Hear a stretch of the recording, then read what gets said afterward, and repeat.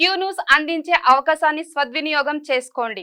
సమస్య ఎక్కడున్నా నేనున్నానంటూ ధైర్యంగా ప్రశ్నిస్తూ రాజకీయాల పట్ల అవగాహన కలిగిన అనుభవం గల రంగారెడ్డి హైదరాబాద్ రిపోర్టర్లు కావాలను. సంప్రదించవలసిన నెంబర్లు 8688926084. ఆయనకి ఇప్పుడు తెలంగాణ తల్లి గుర్తొచ్చింది. ఇన్ని రోజులు గాడిదలను కాసినవా? 10 సంవత్సరాలు తెలంగాణ తల్లి విగ్రహం పెట్టాలని సన్నాసి తెలంగాణ గురించి మాట్లాడే నైతిక హక్కు నీకెక్కడదని నేను అడగదలుచుకున్నా.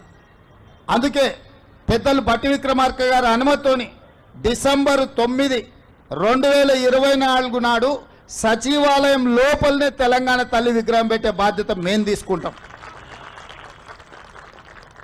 డిసెంబర్ 9, 2009 నాడు యూపీఏ చైర్పర్సన్ శ్రీమతి సోనియా గాంధీ గారి నాయకత్వంలో ఈ దేశ ప్రధానమంత్రి మన్మోహన్ సింగ్ గారి క్యాబినెట్ మంత్రివర్గం శ్రీ చిదంబరం గారు తెలంగాణ రాష్ట్ర ఏర్పాటు ప్రకటనను డిసెంబర్ 9 నాడు ప్రకటించారు.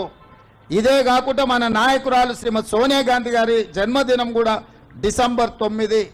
ఖచ్చితంగా తెలంగాణ తల్లి విగ్రహం సచివాలయం బయట కాదు, సచివాలయం లోపల తెలంగాణ తల్లి విగ్రహాన్ని ప్రతిష్ఠించే బాధ్యత నేను మా మిత్రుడు బట్టి విక్రమార్క గారు తీసుకుంటాం. హైదరాబాద్ నగరంలో మా హనుమంతన నాయకత్వంలో ఈ కార్యక్రమాన్ని చేపడతాం. మా చిత్తశుద్ధిని, మా నైతికతను ఏ సన్నాసి ప్రశ్నించాల్సిన అవసరం లేదు. మీలాక మేము తాగుబోతులం కాదు, రాత్రి కోటి పొద్దున కోటి మాట్లాడడానికి, లేకపోతే మాట్లాడింది మర్చిపోయి మళ్ళా కొత్తది మాట్లాడడానికి మేమెవరము మీలాంటి తాగుబోతు సన్నాసులం కాదని ఈ వేదిక మీద నుంచి నేను చెప్పదలుచుకున్నా. నువ్వు ఎప్పుడొస్తావు రాజీవ్ గాంధీ విగ్రహాన్ని తీయడానికి తారీఖు చెప్పు, మా జగ్గాన్నకి చెప్తా, మా జగ్గాన్న వచ్చి అక్కడ ఉంటాడు.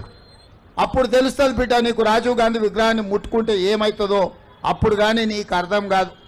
క్యూ న్యూస్ అందించే అవకాశాన్ని సద్వినియోగం చేసుకోండి. సమస్య ఎక్కడున్నా నేనున్నానంటూ ధైర్యంగా ప్రశ్నిస్తూ రాజకీయాల పట్ల అవగాహన కలిగిన అనుభవం గల రంగారెడ్డి హైదరాబాద్ రిపోర్టర్లు కావాలను. సంప్రదించవలసిన నెంబర్లు 8688926084.